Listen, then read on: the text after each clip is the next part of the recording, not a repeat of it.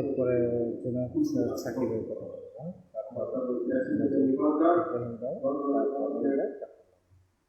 কর্তৃত্ব রাষ্ট্রে প্রতিষ্ঠিত হোক এবং বর্তমান গণবিরোধী সংবিধানের একটা রূপান্তর সংস্কারকে আমরা জনগণের পক্ষে একটি সংবিধান নির্মাণ করতে পারি, কিন্তু আগামী দিনে যাতে আমরা একটি নিরপেক্ষ নির্বাচন করতে পারি এই পর্যায়ে আমরা আন্দোলন করার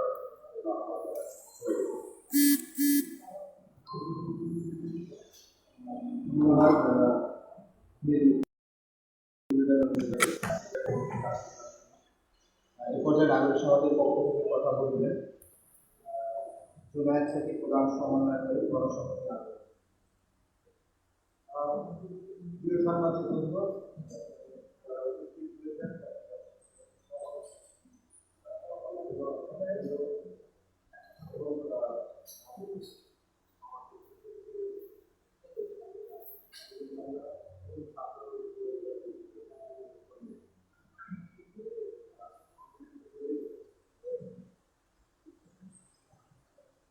আমি খুব সংক্ষেপে কথা বলবো। আমার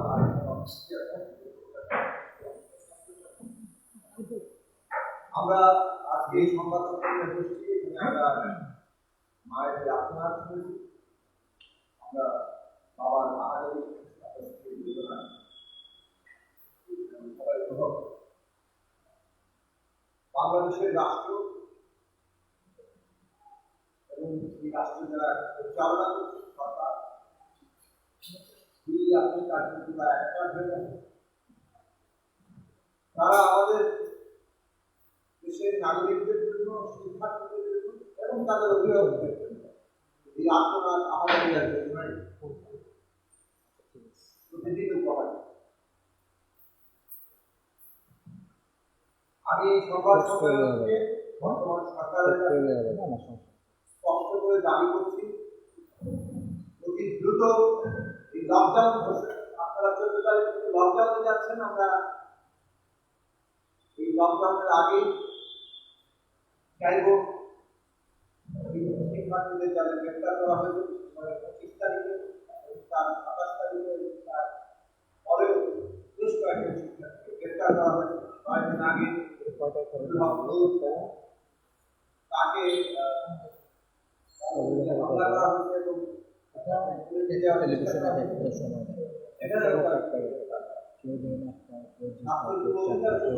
পুরোটাই দেখা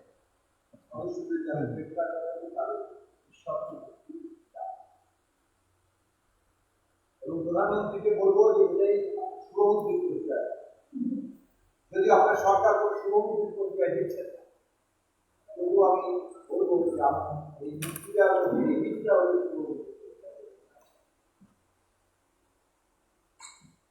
তবে এটা আমাদের মনে রাখা দরকার, বর্তমান সরকার যে নীতিতে চলছে তাদের দমন পীড়নই একমাত্র হাতিয়ার, জনগণের সমর্থন তাদের এই শাসনের সাথে নানান মধ্যে থেকে নানাভাবে বিভ্রান্তি সৃষ্টি করে শাসন টিকিয়ে রাখে। স্বাধীনতার সুবর্ণ জয়ন্তীতে ভারতের আমন্ত্রণ আমরা শুরুতেই বলেছিলাম, আপনি আমন্ত্রণ করেছেন, কিন্তু বাংলাদেশের জনগণ যদি এই আমন্ত্রণকে পছন্দ না করে, তাহলে প্রধানমন্ত্রী নরেন্দ্র মোদীকে স্বাগত না জানানোর অভিযোগ আছে। ফলে আপনারা যারা স্বাগত জনগণ স্বাগত জানাতে চায় না, তারা স্বাগত জানাবে না, তারা তাদের নিজেদের কথাবার্তা জানাবে, এটা সাংবিধানিক করবে। কিন্তু আমরা দেখলাম যে সরকার সাংবিধানিক অধিকার চর্চা করতে দিতে চায়। ভারতের প্রধানমন্ত্রীকে খুশি করতে হবে অথবা তাদের স্বার্থ দেখতে হবে, সেই কারণে নিজের দেশের জনগণের সাংবিধানিক অধিকার তারা সেই ঘোষণা তারা পুলিশ কমিশনারকে দিয়ে প্রথমেই ঘোষণা করে। এখানে 12 মার্চ ছাত্র অধিকার পরিষদ কর্মসূচি করেছে, 4 মার্চ ছাত্রদের শিক্ষা করেছে। আমরা দেখলাম 14 তারিখের পর থেকে এই 9টি প্রগতিশীল ছাত্র সংগঠন ধারাবাহিকভাবে প্রোগ্রাম করেছে। তারপর শুরু হয়ে গেল হামলা। একের পর এক হামলা, ছাত্রলীগী হামলা, যুবলীগী হামলা, পুলিশি হামলা, এইসব শান্তিপূর্ণ ন্যূনতম কোনো উস্কানির জন্য এইসব সমাবেশ। 25 তারিখে ছাত্র যুব অধিকার পরিষদ যে সমাবেশ করছে এবং মিছিল করে, তাদেরকে ন্যূনতম কোনো উস্কানি দেওয়া হয়। তারা একটা শান্তিপূর্ণ মিছিল করে ভোট থেকে দিকে চলে যাচ্ছে, কিন্তু সেই মিছিলে পেছন থেকে এসে ছাত্রলীগ, যুবলীগ, পুলিশ হামলা করলো। এই ঘটনা থেকে বোঝা যাচ্ছিল যে তারা যেহেতু সকলে শান্তিপূর্ণভাবে তাদের মতামত প্রকাশ করছে, সাংবিধানিক অধিকার প্রকাশ করছে, এতে তো ওনাদের ফায়দা হচ্ছে না। সরকার কিংবা এমনকি বিজেপি স্বার্থ, বিশেষভাবে পশ্চিমবাংলার নির্বাচনকে সামনে রেখে এইসব কোনো ফায়দা করছে আদায় হচ্ছে না, ফায়দা তারা তুলতে পারে। সে কারণে আমরা দেখলাম 26শে মার্চ যখন কোনো রাজনৈতিক দল, কোনো ছাত্র সংগঠন কিংবা এমনকি যে ধর্মীয় সংগঠনগুলো যারা নিজেদের অবস্থান থেকে প্রতিবাদ করছে, তাদেরও কোনো ঘোষিত কর্মসূচি ছিল না। কিন্তু আমরা দেখলাম বাইতুল মোকাররমে কিভাবে পুলিশ, ছাত্রলীগ, যুবলীগ উস্কানি দিয়ে সেখানে একটা সংঘর্ষ, সহিংসতার পরিস্থিতি সৃষ্টি করলো, রক্তপাত। এবং তার প্রতিক্রিয়া যখন হাটহাজারীতে মাদ্রাসা ছাত্ররা মিছিল বের করলো, সেখানে উস্কানি দিয়ে এমন পরিস্থিতি সৃষ্টি করলো, তারপর চাকরিকে গুলি করে দিল। সেটার প্রতিক্রিয়া ব্রাহ্মণবাড়িয়াতে সহিংসতা, বিক্ষোভ ইত্যাদি হয়েছে, সেখানে তারা গুলি চায়। এই যে ঘটনাগুলো 27 তারিখে আমরা তার প্রতিবাদে একটা সমাবেশ করতে গেছি, সেখান থেকেও গ্রেপ্তার। পরিষ্কার ভাবে বোঝা যাচ্ছে সরকার দমন পীড়ন, ভয় ভীতি, ক্ষমতায় থাকতে পারে এবং যেহেতু তাদের ক্ষমতার প্রতি জনগণের সম্মতি নেয়, কাজে এই ত্রাস সৃষ্টি করে ভয় ভীতি দেখিয়ে কিংবা নাগরিকদের ব্যক্তিগত জীবনে হস্তক্ষেপ করে টেলিফোন মালা ফাঁস করে দিয়ে সব ধরনের সাংবিধানিক অধিকার লঙ্ঘন করে 26 তারিখ থেকে 28 তারিখ পর্যন্ত ব্রাহ্মণবাড়িয়ায় যে সহিংসতার ঘটনা ঘটে, আমরা পরিষ্কারভাবে তিনটা দাবি করেছিলাম যে পুলিশের বিরুদ্ধে যে হত্যাকাণ্ড হয়েছে তদন্ত করতে হবে, বিচার করতে হবে, ক্ষতিপূরণ দিতে হবে এবং নিহতদের পূর্ণাঙ্গ তালিকা প্রকাশ করতে হবে। আমরা বলেছিলাম যে 26 তারিখ থেকে 25 তারিখ থেকে শুরু করা হবে, 25 তারিখ থেকে 28 তারিখ পর্যন্ত যে ঘটনাগুলো ঘটেছে এর বিশ্বাসযোগ্য তদন্ত চাই। এবং আমরা দেখেছি যে উস্কানি দিয়ে সহিংসতার পরিবেশ সৃষ্টি করা হয়েছে, সেই সহিংসতায় ব্রাহ্মণবাড়িয়া হেফাজত ইসলামের নেতাকর্মীরাও জড়িত হয়ে পড়ে। সেটা আমরা যখন সেখানে তদন্ত দিয়েছি সেটা আমরা জেনেছি। কিন্তু একটা জিনিস দেখা দরকার যে একটা এই ধরনের সহিংসতা আমাদেরকে জড়িয়ে ফেলার যে উস্কানিটা সৃষ্টি করা হচ্ছে, সেটার দিকে আমরা যদি নজর না দিই তাহলে পুরো বিষয়টা পরিষ্কারভাবে বোঝা যাবে।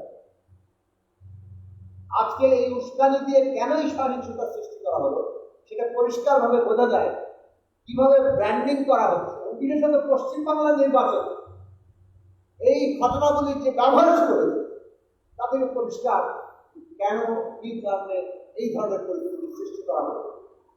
আপনি যখন গুলি করে মানুষ মেরে ফেলবেন, অনেকেই উত্তেজিত হবে এবং সহিংসতা করবে। আমি সেই সহিংসতা সমর্থন করি না। যারা এই সহিংসতা করেছেন তারা বরং পাতা খাদে অনেক ক্ষেত্রে পা দিয়ে ফেলেছে।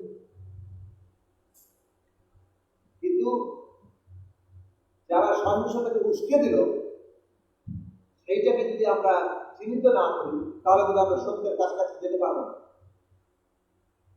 আজকে বর্তমান সরকার নিজেদের ক্ষমতা টিকিয়ে রাখতে রাষ্ট্রের আইন শৃঙ্খলা বাহিনী, যারা জনগণের ট্যাক্সের পয়সা যাদের বেতন হয়,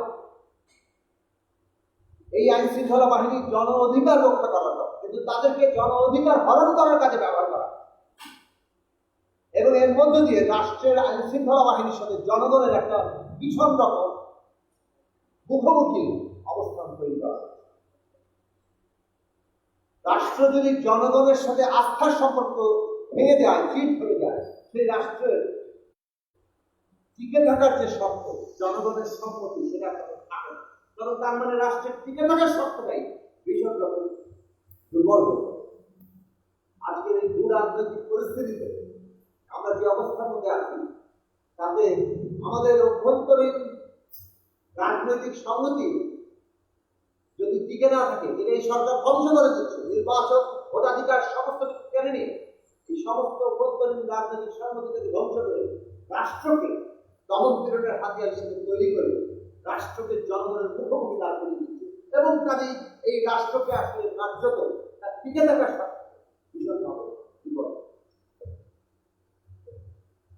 আমরা বর্তমান প্রধানমন্ত্রী শেখ হাসিনাকে এবং আওয়ামী লীগ নেতৃবৃন্দকে, যারা আওয়ামী লীগ সমর্থন করেন, তাদেরকে আহ্বান করি, বাংলাদেশে আপনারা যেমন আছেন, আপনাদের বাইরে বিপুল জনগোষ্ঠী আছে যারা আপনাদের চাইতে সংখ্যায় বেশি, যারা আপনাদের সমর্থন করেন না। বাংলাদেশটা সকলের, এবং এই সকলের বাংলাদেশকে নিয়ে টিকতে হলে এমন একটা রাজনৈতিক ব্যবস্থা দরকার যেখানে সবাই স্বাধীনভাবে মর্যাদা নিয়ে নিজের মত প্রকাশ করতে পারবেন, নিজের চিন্তা অনুযায়ী রাজনৈতিক অধিকার এবং রাজনৈতিক চর্চার সুযোগ পাবেন। এই ব্যবস্থা যদি না করেন, অন্যের অধিকার যখন আপনি খর্ব করেন, আপনি আসলে নিজের অধিকার খর্ব করেন। এই কথা মনে রাখবেন। যা অধিকার আপনারা খর্ব করছেন, পরিণতি হচ্ছে আপনি আপনার নিজের অধিকার খর্ব করছেন।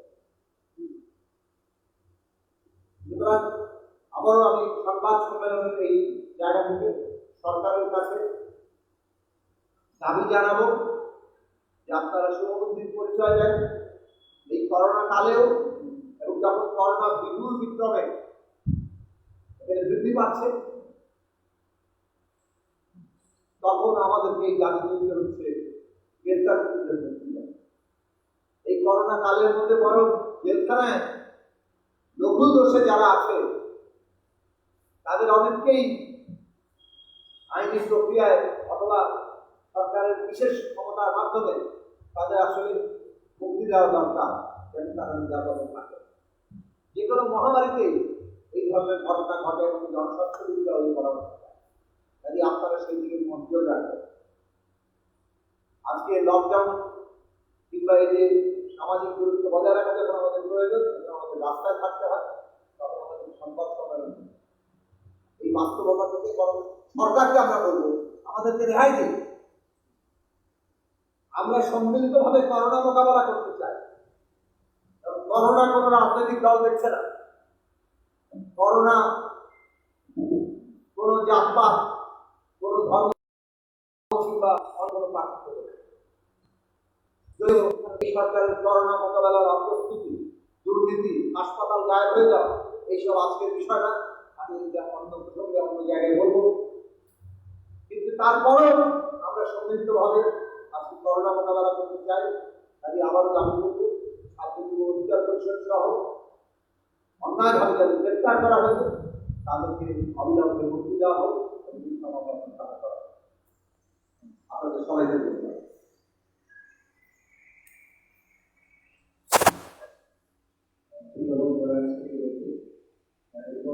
কথা বলবেন সদস্যরা।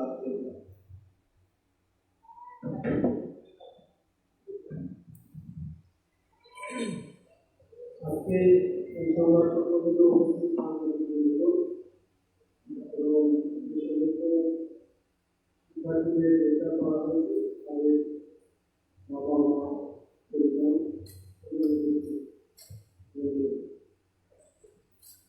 আজ এখানে যখন অভিভাবক এবং গ্রেপ্তারকৃতদের স্ত্রীরা কথা বলছিল, তখন আসলে আমার মনে পড়ছিল অসমতা আত্মজীবনী। অসমতা আত্মজীবনীতে সেই বছর আমাদের এরকম কিছু উঠে আসে।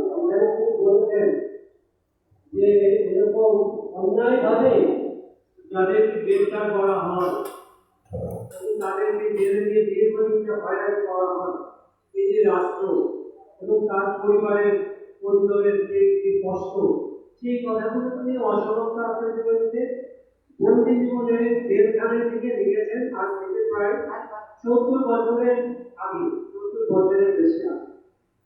এর মধ্যে আমরা যুদ্ধ করেছি, দেশ স্বাধীন করেছি এবং দেশ স্বাধীনেরও 50 বছর পার হয়ে গেছে।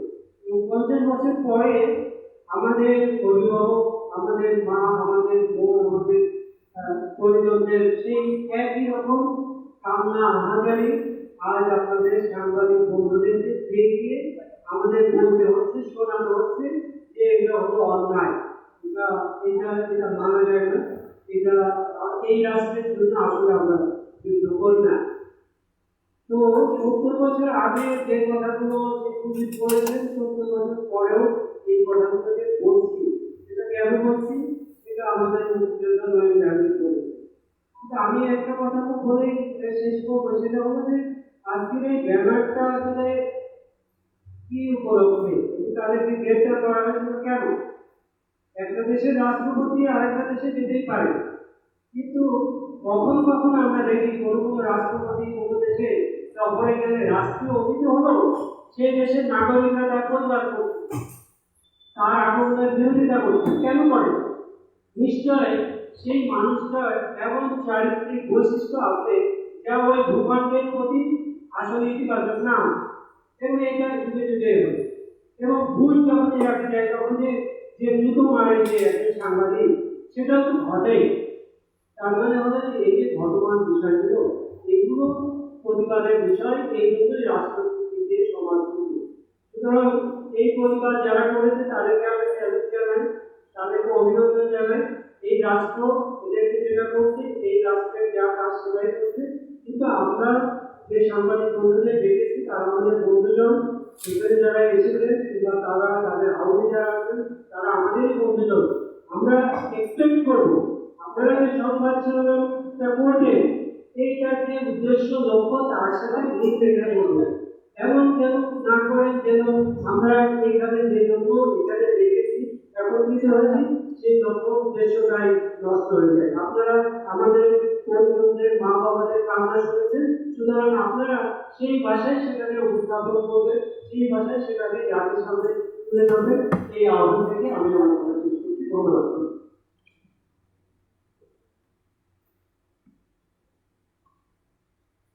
আরেক ভাই করে গেল।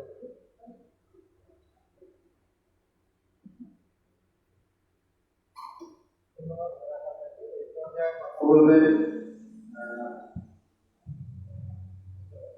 আমরা আইনজীবী আবু হানিফা অ্যাডভোকেট আবু হানিফাকে বক্তব্য দেবেন।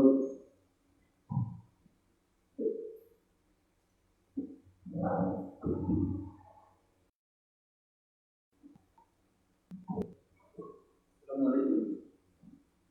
ধন্যবাদ সবাইকে।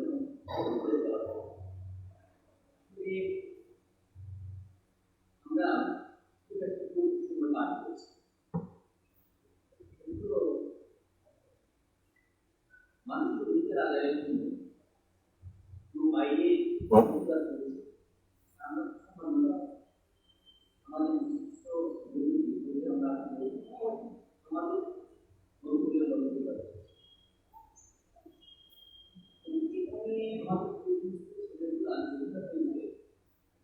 তাদের মামলা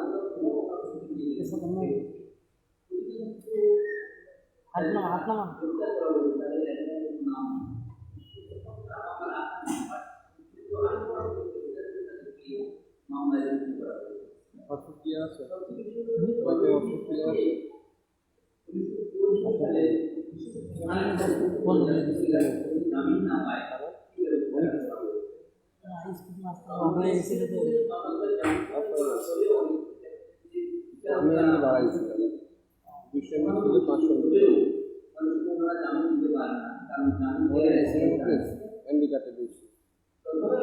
ব্যাপারেই করবে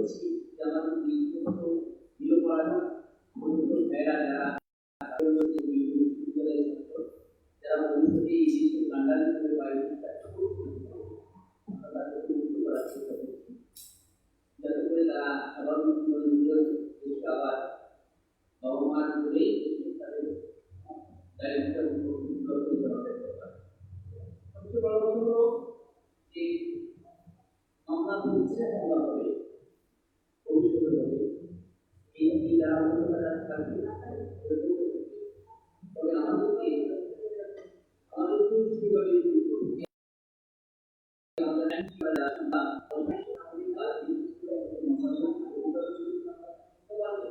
কিভাবে আমি এতটুকু বলবো যারা এই ছেলেদেরকে বা যারা এই বিশ্ববিদ্যালয়ের ছাত্রদেরকে আশি করে দেশে পাঠিয়ে এরাই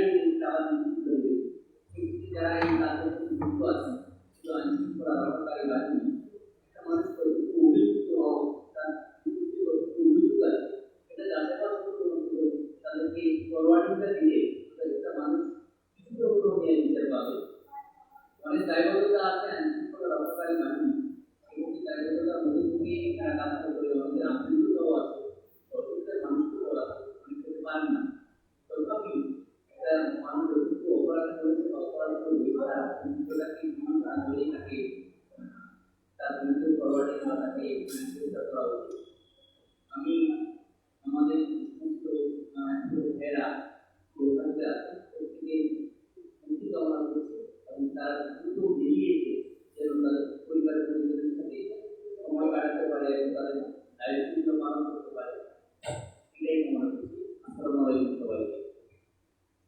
ধন্যবাদ আপনাকে।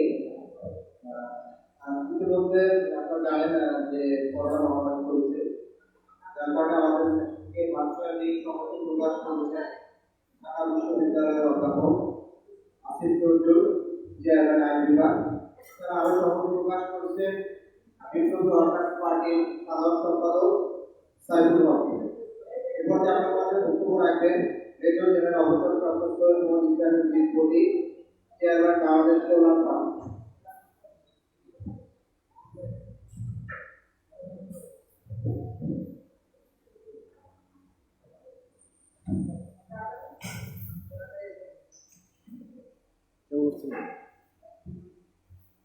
আমি তো কমেন্ট করে ভরা লাগছে খেয়াল করছেন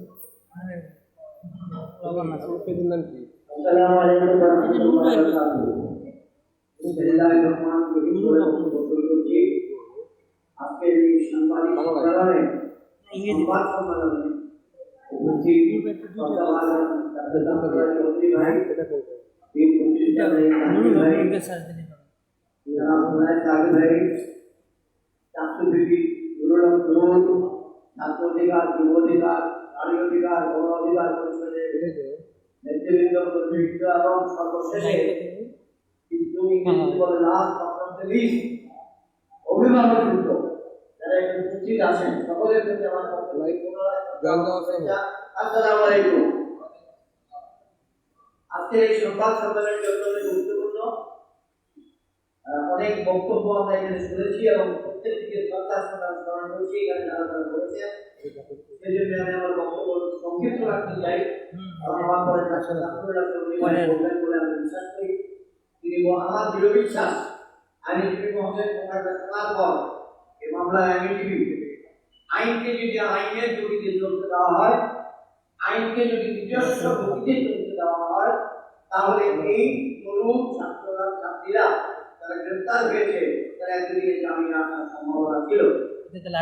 আমার পক্ষ থেকে প্রথম দাবি মাননীয় প্রধানমন্ত্রীর নিকট, মাননীয় আইনমন্ত্রীর নিকট, মাননীয় বিচার বিভাগের নিকট আইনকে আইনের গতিতে চলতে দিয়ে এই তরুণ ছাত্র যারা গ্রেফতার হয়েছে তাদের জামিনের বন্দোবস্ত করুন, তথা জামিন প্রাপ্তিতে বাধা যেন সৃষ্টি না হয়। আমি অভিভাবকদের কথা শুনেছি, তার মধ্যে বেশিরভাগ যেহেতু নারী অভিভাবক ছিলেন, তারা আবেগ আপ্লুত হয়ে তাদের বক্তব্য সম্পূর্ণ করতে পারেন নাই। একজন পুরুষ অভিভাবক যারা প্রতিফলিত করলাম, তিনি তার বক্তব্যে বলেছেন যে মাননীয় প্রধানমন্ত্রী ছাত্র অবস্থায় রাজনীতি করেছেন, ওদের তিনি নিশ্চয়ই ছাত্রদের রাজনীতিকে বিরোধায়িত করতে পারেন না। আমি এই দাবি করবো, আপনি যদি ছাত্রদের রাজনীতি করার অধিকারকে খর্ব করেন, ছাত্রদেরকে রাজনীতি করতে নিরুৎসাহিত করেন, তাহলে আপনি রাজনীতি করার প্রক্রিয়ায় উৎসাহ দিচ্ছেন। সেটা বাংলাদেশের মঙ্গলজনক নয়। আমি দৃঢ়ভাবে বিশ্বাস করি যে সকল ছাত্র গ্রেপ্তার হয়েছে, আইনজীবী মহোদয়ের সঙ্গে কণ্ঠ মিলিয়ে বলতে চাই, তারা অভিযুক্ত ছিল না, তাদের নামে মামলা নাই। তারা কোনো প্রকারের নাশকতামূলক কর্মে জড়িত নয়, তারা কোনো প্রকারের আইন ভঙ্গ করার কাজে জড়িত নয়। শূন্যস্থান পূরণ করার মতো বেনামি যেরকম আসামি থাকে, যিনি কোনো নেই, দেখিয়ে চিনিব, এরকম লোককে ধরে ধরে গ্রেপ্তার করা হয়েছে। আপনি প্রতিবাদ জানেন। আমি এই স্বাধীনতার সুবর্ণ জয়ন্তী বছরে বীর মুক্তিযোদ্ধা ডাক্তার জাফরুল্লাহ চৌধুরীর পাশে আছেন এবং বীর মুক্তিযোদ্ধা আমাদের ভাই জয়ী জাতির সামনে আছেন। আমি নিজে একজন বীর মুক্তিযোদ্ধা, বঙ্গবন্ধু সরকার বীর মুক্তিযোদ্ধা দিয়েছিলেন। আমাদের আবেদন এই স্বাধীনতার সুবর্ণ জয়ন্তী বছরে আমি তরুণ প্রজন্মকে নিশ্চিতভাবে আইনের দৃষ্টিতে দেখে তাদের জামিন পাওয়ার প্রাপ্তিকে সুন্দরভাবে সুযোগ করে দেবেন, এটা আমাদের দাবি। আমি আর কথা বলতে চাই, আমি এটা বলে শেষ করতে চাই। এই কথাটা সম্মানিত ভাই জনায় তাকিয়ে বলেছেন, তার সঙ্গে এই জোরদার করতে চাই। নতুন কথা নয়, গভীরভাবে পুঙ্খানুপুঙ্খরূপে মাইনিউটলি খুঁজে খুঁজে যদি আমরা সময়ভাবে বিশ্লেষণ করি, বাংলাদেশে 24শে মার্চ থেকে শুরু করে 30শে মার্চ পর্যন্ত সময়ে কোন জায়গায় কখন কোন ঘটনা ঘটেছে, তাহলে নিশ্চিতভাবে বলা যায় আমার মূল্যায়নে এই উস্কানিটা কোনো মতেই জনগণ, রাজনৈতিক দল বা ছাত্ররা দেয় নাই। সহিংসতার জন্য যে প্রক্রিয়া এই উস্কানি দিয়েছে, রাজনৈতিক দলের কর্মীরা ব্যতীত, ছাত্রগণ ব্যতীত অন্য কেউ কেন? এটা প্রশ্ন আমাদের মূল্যায়নে সরকারি পক্ষ। আমরা আবেদন করব দেশের আইন শৃঙ্খলা রক্ষার খাতিরে সরকারি পক্ষ যেন উস্কানিমূলক কর্মকাণ্ড থেকে বিরত থাকে। আমার নিজের বাড়ি চট্টগ্রাম জেলার উপজেলা হাটাজারি, চট্টগ্রাম 5 আসন, সেখানকার ঘটনাকে মূল্যায়ন করে আমি বিশ্বাস করি, আমার মূল্যায়ন বলছে যে উস্কানিমূলক ঘটনা এক জায়গায় হলে সেটার প্রতিক্রিয়া আরেক জায়গায় হয়, তার প্রতিক্রিয়া আরেক জায়গায় হয়, এবং এটার জন্য সরকার আরো সাবধানতা অবলম্বন করা উচিত ছিল। আগামী যেটা হয়ে গেছে দুর্ঘটনা, সেটা থেকে মুক্ত হওয়ার জন্য, দুর্ঘটনা প্রভাব থেকে বেরিয়ে আসার জন্য এই ছাত্রদের মুক্তি দেওয়া প্রয়োজন।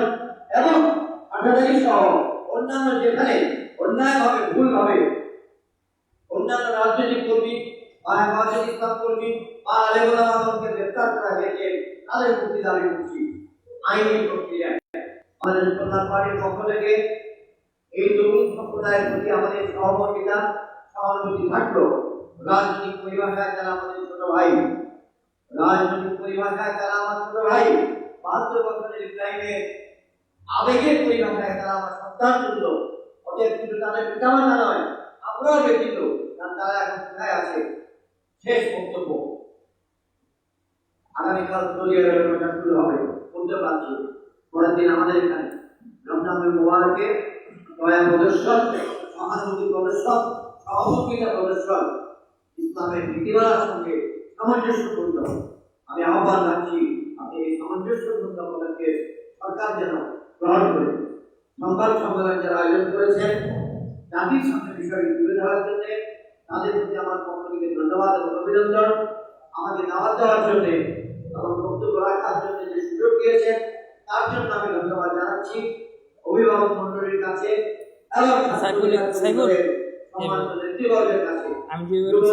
নিচে রাখো সাংবাদিক ভাইদের প্রতি আমাদের পক্ষ থেকে শুভেচ্ছা। নিচে রাখো। আপনারা অতীতে যেমন ছিলেন, আজও আছেন, আগামীতেও থাকবেন। এই জাতির বিবেক, এই জাতির দর্পণ, এই জাতির বার্তাবাহক আপনারাই। এই তরুণ 53 জন যারা জেলখানায় আছে, তাদের মনে কষ্ট, তাদের পরিবারের কষ্টটি এবং আইনের ব্যবস্থা ঘটনাগুলি জাতির সামনে পৌঁছে দিবেন। আমার বক্তব্য শেষ করছি। মহান আল্লাহ আমাদের হেফাজত করুন। আল্লাহ হাফেজ। আসসালামু আলাইকুম ওয়া রাহমাতুল্লাহি ওয়া বারাকাতুহু।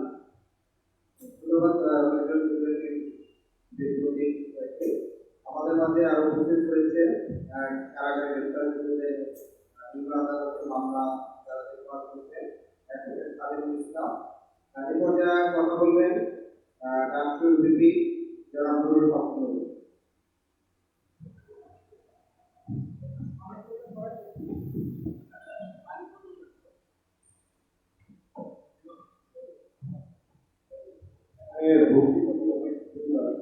তাদের সন্তান তারা ভাই তারা একটা উপস্থিত হয়েছে।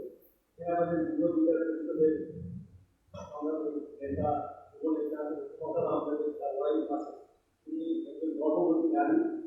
এখানে দেখেছেন যে একজন নারী বসেছিলেন, তার একটা ছোট বাচ্চা খুবই অসুস্থ, তার হার্টের বোধহয় ছিদ্র।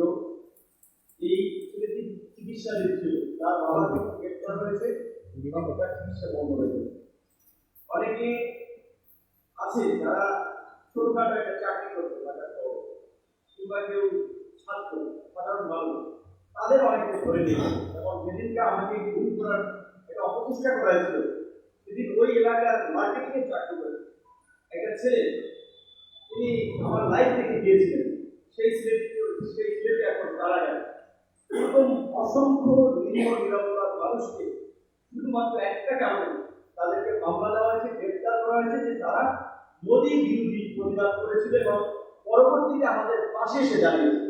মোদীর 25 তারিখ সেদিন গ্রেপ্তার করেছিল 40 জনের মতো। শাহবাগ 27 তারিখ সার্টিফাইড যেটা উল্লেখ করেছে, এখানে আমাদের রাবুল হাসান রয়েছেন, ভাষায় অনুসারীদের একটা অনুসারী পরিষদের একটা প্রোগ্রাম আমরা উপস্থিত হয়েছিলাম।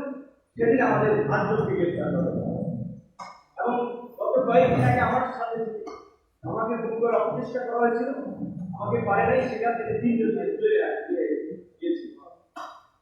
প্রতিনিয়ত হুমকি পাচ্ছে, আমাকে হুমকি দেওয়া হচ্ছে যে রাজনীতি ছেড়ে দেওয়ার জন্য, সরকারের বিরুদ্ধে প্রতিবাদ না করার জন্য, রাজনীতি না করার জন্য, তাহলে বাঁচতে পারবো না।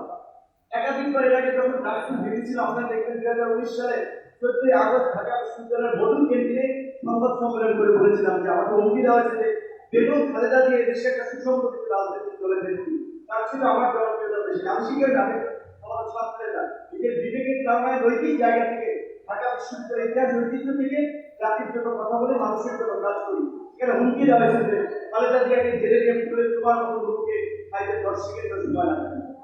আমি এখানে মুরব্বীরা আছেন এবং দেশবাসীও শুনছেন যে আমরা কি রাজনীতি করতে এসে পাপ করে ঢুকা থাকি, দেশে জন্মগ্রহণ করার আমাদের পাপ হয়েছে, আজকে একটা প্রতিবাদ করতে শান্তিপূর্ণ প্রতিবাদ। আমি বলছি যে আপনারা যদি প্রমাণ করতে পারেন যে এই ছেলেগুলা সহিংসতার সাথে জড়িত, আপনারা ফাঁসিটা মেনে নেবেন।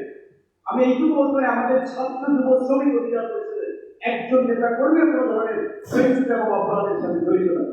আমরা সহিংসতা এড়াতেই সেদিন প্রোগ্রাম দিয়েছিলাম, আমরা ফল করি।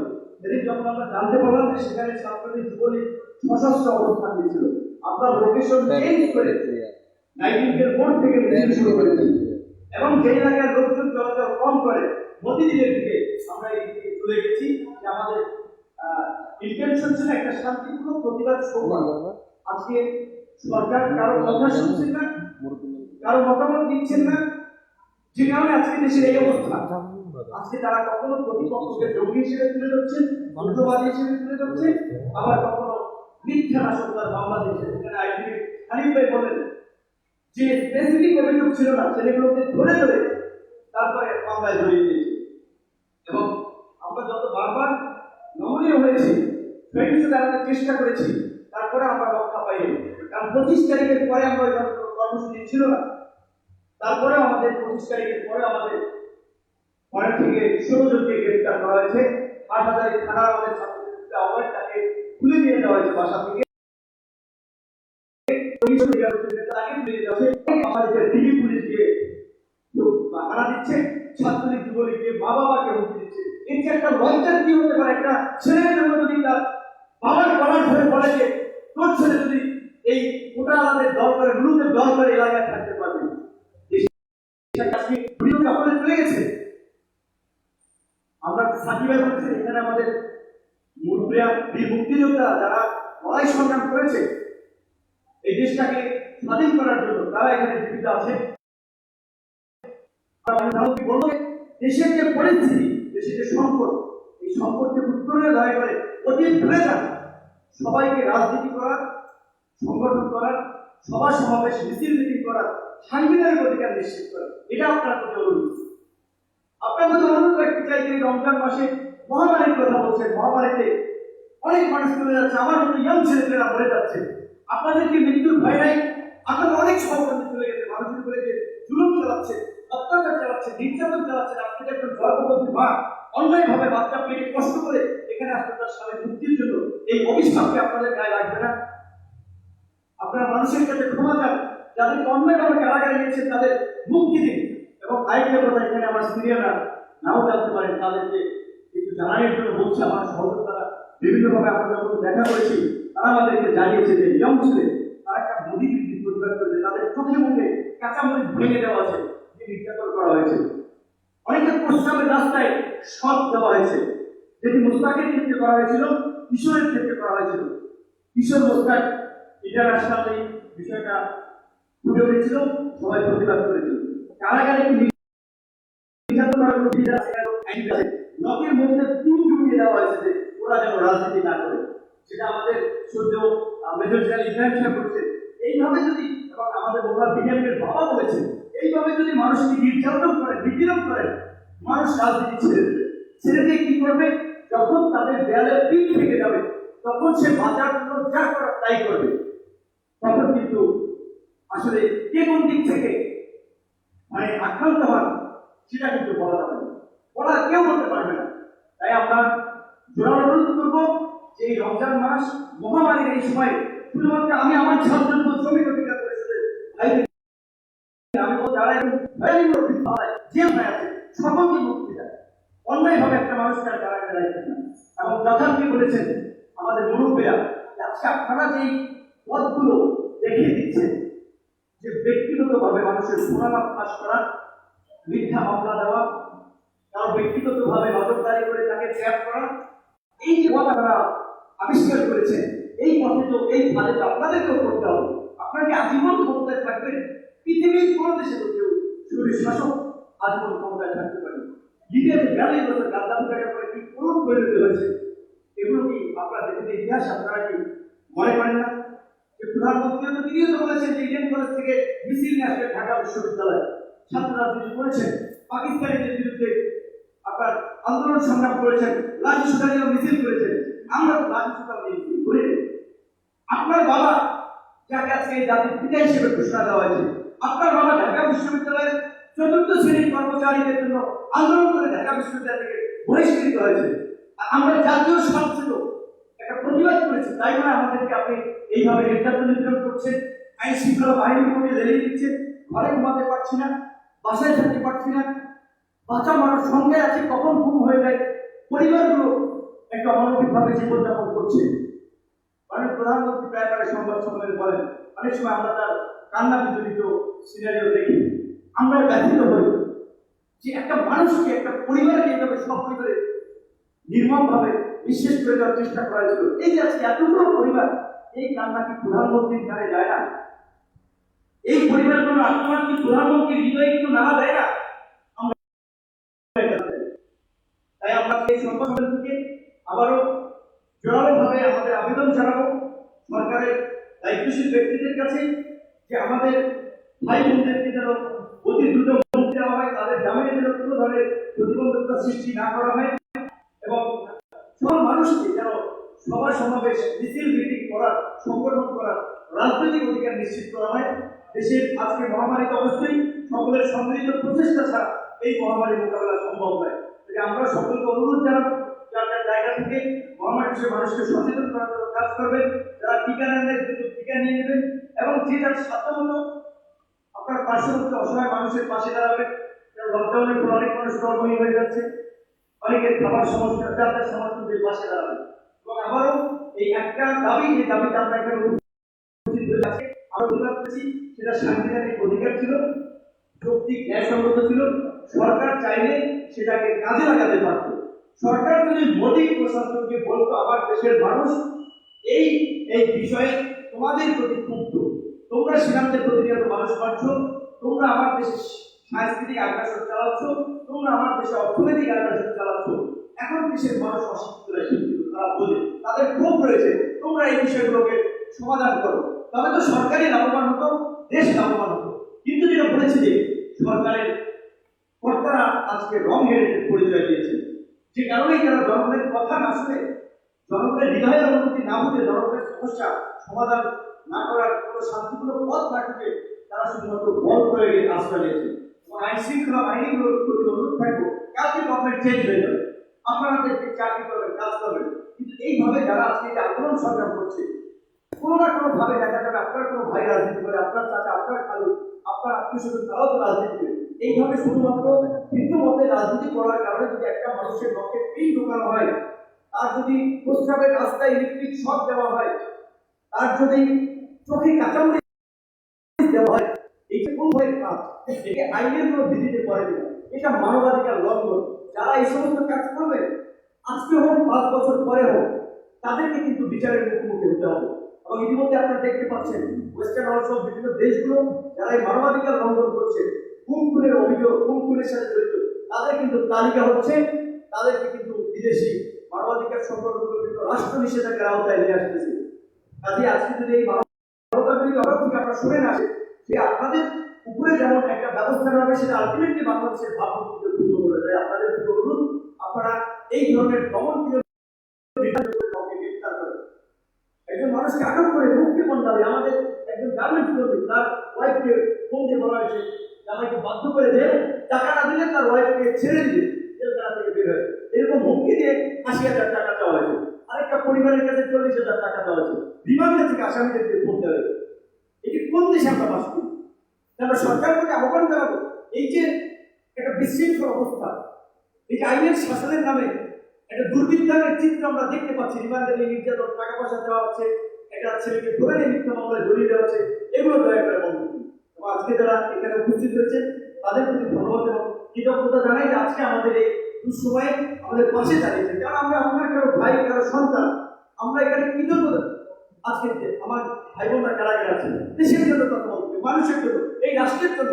এদের যদি কথা বলাটা বন্ধ হয়ে যায়, আমি আপনাদেরকে বলছি, এই দেশে আগামী 10 বছরেও কথা বলার কেউ থাকবে না, যদি আপনারা এই ছাত্র যুবকদের পাশে না থাকেন।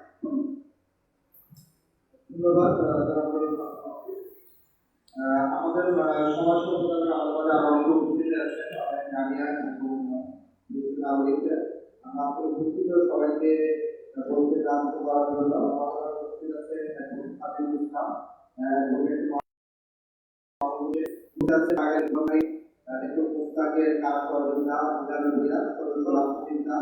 এছাড়াও উপস্থিত আছে স্বপ্ন হাতিয়া, আলামী হাতিয়ার ভাই, উপস্থিত আছে হাসিনা বেগম মাতা, উপস্থিত আছে মোহাম্মদ অলি সোহেল জুবাইরের ভাই, উপস্থিত আছে নওয়াজ আলী আব্দুল হাসানের বাবা, উপস্থিত আছে জাহানা বেগম ইসমাইলের মা, উপস্থিত আছে মোহাম্মদ জাহিদ হাসান সোহাগ, রাহুল ইসলামের বড় ভাই। এই পর্যায়ে আমাদের নাগরিক সমাজের পক্ষ থেকে বক্তব্য রাখবেন ডক্টর জাফরুল্লাহ চৌধুরী, রাষ্ট্রীয় গণস্বাস্থ্য, বক্তব্য রাখার জন্য অনুরোধ করছি।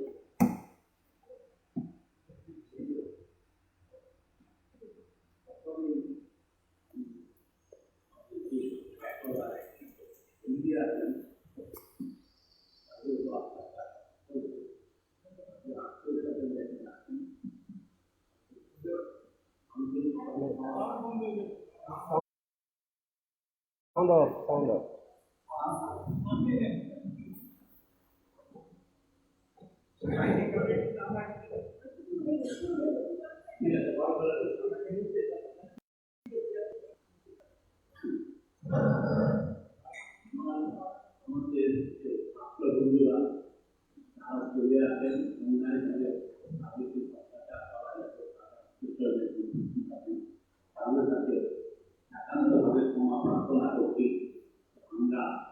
আপনাদের জন্য পর্যাপ্ত কাজ করতে পারি।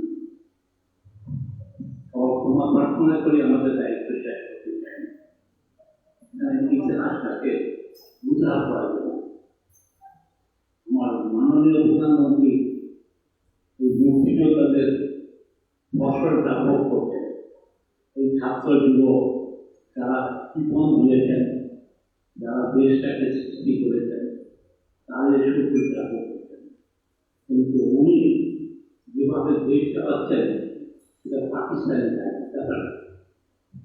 আল্লাহ বাংলাদেশে বাংলাদেশের মুক্তিযোদ্ধাদের রক্তের অবদান অথচ উনি দেশ চালাতে চাইতেন দুটা খারাপ উদাহরণ দিয়ে পাকিস্তানের আরো নাই আমি এটা বুঝতে চেষ্টা করি এই সময় যে সময় আছে এপ্রিল মাসে উনি পাকিস্তানের রেশন থেকে বাসমতি চাল সেখানে খাসির মাংস তার জন্য বাজার করতে পাকিস্তানি ক্ষেত্রে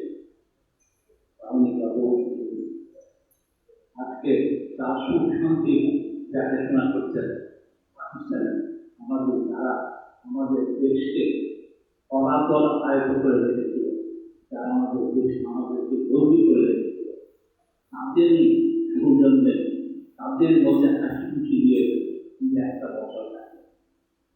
ফলে পাকিস্তানি সেই কারণে যখন পত্রিকায় বাইর হয় যে বঙ্গবন্ধুকে ধরে নিয়ে একটা ছবি আছে পাশে পাকিস্তানি পুরানো আবেগ পত্রিকাতে দেখা যাবে এইরকম একটা ছবি পাওয়া যাবে যেখানে হাসিনার বসে আছে পাকিস্তানি ক্যাপ্টেনরা এই যে হাতের ইমোশনাল করতেন না, উনি পাকিস্তানের হাতের গর্ত উনি বুঝে গেছেন যে এই দেশ তাদের অবদান সৃষ্টি করেছে, তাদের প্রতি অন্যায় আচরণ করে ভারতের সার্বভৌমতাকে যে মতো রক্ষা করেছি, আমরা মশলাকে সেভাবে চিকিৎসা বঞ্চিত। আজকে সবচেয়ে বেশি দুঃখ লাগে পাকিস্তানের খারাপ আছে এবং সেখানকার বিচারপতিরা যে সাহসটা দেখান, বিচারপতিরা ন্যায্যতার কথা বলে, আমাদের সুন্দর সুন্দর দর্শায়রা একজন যেন বঙ্গবন্ধু বইটা করেন না। বঙ্গবন্ধু অসমান পাত্রের বিরুদ্ধে কিভাবে লিখেছে সেটা সবসময় তারা দু ঘন্টার মধ্যে যখন মামলা না দিলেও একটা কাজ করতেন, তারা রায়ের কপিতে দিয়ে যাতে রায়ের কপি নিয়ে ডিস্ট্রিক্ট জজ করতে গেলে তার মধ্যে জসায় এই অন্যায় অন্যায় বানানো মামলা দিয়ে শেখ মুজিবুর অসম আমি অন্য করে বিএনপি বাম সংগঠনে দেখা যাবে তাদেরকে আমার জসায়রা আমার বিচারপতিরা কিছু মতো করতে পারেন। এই জন্য করতে হবে তাদেরকে একটা জাতীয় কঠিন সময় কঠিন সমস্যায় নিয়ে আজকে করোনা গতকাল 18 জন মারা গেছে, অপমানের চিকিৎসা হচ্ছে না, হাসপাতাল বেড নেই, এর মধ্যে বিরোধার মধ্যে অপ্রস্ত বাইরে আসছে। আমি 1 বছর আগে বলছিলাম প্রতিদিন করে জেল বন্ধ হবে, লকডাউন জেল থেকে তাদের বাড়িতে লাগিয়ে দেয়, তাহলে বন্ধ হতে চায় লকডাউন করতে চায় যারা ন্যায়ের কথা বলে, যারা যাদের শ্রমে আপনার সামনে এখনো পাকিস্তানি বাসমতি আমি জানি না। আর আজকে এই যে বিচারপতিদের নৈতিক দায়িত্ব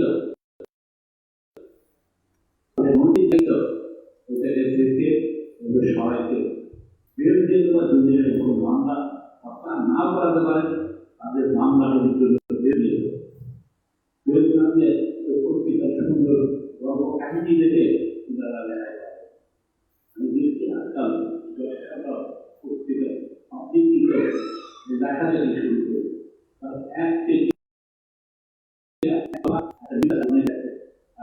আমাদের অনেক বয়স হওয়াতে আমরা অনেক কিছু দেখেছি, অনেক কিছু জানি। এই অনেক দশারে 2 টাকার মুখ দাঁড়িয়ে করবে, তারা আজকে প্রত্যেকের সামনে বিরোধিতার কারণে আমাদেরকে আমি মনে করি যে আজকে এই চর্চার বর্ষা ওনাদেরকে শুনে না চেম্বারে ঘুমিয়ে পড়ে না জানি না যদি এই সত্য ওনাদের কানে যায় ওনারা সুর মতো করে প্রত্যেকটা ছাত্রকে আজকে দেওয়া আর না হলে এদের মধ্যে যদি কেউ করোনা বৃষ্টি হয়ে যায় আর বাইরে আরো করতে হবে আমার মনে হয় হাসি আরো চর্চার সুতরাং সেটার জন্য আজকে না হোক জনতা আলাদা হবে একদিনে একইভাবে আমি বলতে চাই খালেদা জিয়া ওনার করোনা ধরা পড়েছে এখন যথেষ্ট যুক্তিসঙ্গত কারণ আছে যে তিনি করোনা আক্রান্ত করেছে ওনাকে মুক্ত করে দেওয়া তাতে ওনার নিজের কোথামনে চিকিৎসা বন্ধ রোগের মানুষ না থাকলে চিকিৎসা এটা উন্নতি হওয়ার জন্য আমি বুঝি আমার মাননীয় প্রধানমন্ত্রীর পক্ষে মানবিক হওয়া খুব উচিত না আর পুরা পরিবারকে দেশের একটা শ্রেণী তাকে হত্যা করেছে চিন্তা করা দরকার যে তার যদি এত ক্ষোভ কেন ছিল সেই হত্যাকে আমি কন্ডেম করি বঙ্গবন্ধু সেই হত্যাকে কন্ডেম করি সেটা আমার কষ্টটা তাতে মনের চেয়ে বেশি দাদা ওনার ঘটনা আগের দিন বঙ্গবন্ধু আমাকে সবার থেকে রাখিয়ে দিয়েছিলেন প্রায় 4 ঘন্টা আমি খবরটা পাই আজকে তোমার বুঝি উনি হাজারের নামাজ পড়েন হাজারের নামাজ হবে পরবর্তীটা হবে মানুষের প্রতি সহানুভূতি উদারতা দেখা এই ছাত্ররা যারা আমার দেশ সৃষ্টি করেছে তাদেরকে মুক্তি দেওয়া মাননীয় প্রধানমন্ত্রী আপনি ভারতীয় গোয়েন্দা বাহিনী ইসরায়েলের মশায়ের এবং আপনারা কিছু মা ছাড়া গোয়েন্দা বাহিনী করে কাম হওয়ার চেষ্টা করে কিন্তু মায়ানমার এতজনকে মেরেছে মনে করেন যে তারা ঢুকে থাকবে এটা দিনের ব্যাপার ঘন্টার ব্যাপার আপনারও প্রস্থানের ঘন্টা বাড়তে শুরু হয়েছে আল্লাহ কখনোই এই জাতীয় যারা নির্মম ব্যবহার করে তাদেরকে ক্ষমা করেন আমরা বিচারও আমরা ক্ষমাটা জনগণের সাথে ক্ষমাটা এই ছেলেগুলিকে ক্ষমাকে মুক্ত করে দেবো তোমরা আমরা পাশে আপনার অনেকবার বলেছি আর কেউ থাকুন না তো রাস্তাটা একলা দাঁড়িয়ে আপনার পক্ষে আমাদের সবার জন্য মঙ্গলের জন্য ছাত্রদের চাইলে আমরা আইনজীবী ওদের মধ্যে আছে আশরাফুল চাই